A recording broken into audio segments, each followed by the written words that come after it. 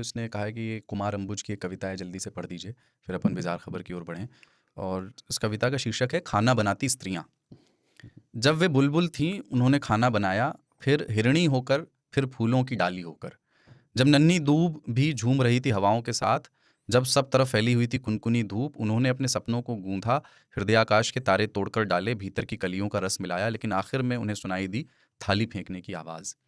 आपने उन्हें सुंदर कहा तो उन्होंने खाना बनाया, और डायन कहा तब भी। उन्होंने बच्चे को गर्भ में रखकर खाना बनाया, फिर बच्चे को गोद में लेकर। उन्होंने अपने सपनों के ठीक बीच में खाना बनाया। उन्होंने सपनों में भी, तुम्हारे सपनों में भी वे बनाती रहीं खाना। पहले तनवंगी थीं तो खाना बनाया, फिर बेडौल होकर। वे समुद्रों से नहाकर लौटी तो खाना बनाया, सितारों को छू कर आई तब भी। उन्होंने कई बार सिर्फ एक आलू प्याज से खाना बनाया, और कितनी ही बार सिर्फ अपने सब्र से। दुखते कमर में, चढ़ते बुखार में, बाहर के तूफान में, भीतर की बाढ़ में उन्होंने खाना बनाया, फिर वात्सल्य में भरकर उन्होंने उमग कर खाना बनाया।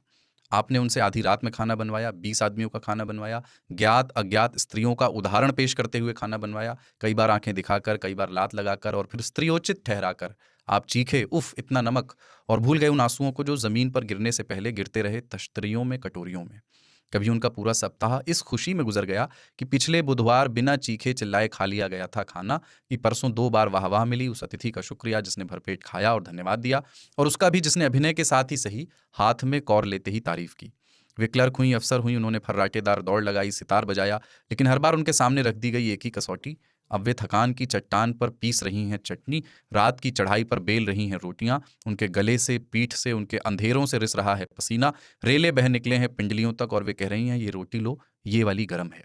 उन्हें सुबह की नींद में खाना बनाना पड़ा, उन्हें दोपहर की नींद में, फिर रात की नींद में, और फिर नींद की नींद में उन्होंने खाना बनाया। उनके तलुओं में जमा हो गया है खून, झुकने लगी है रीढ़, घुटनों पर दस्तक दे रहा है गठिया।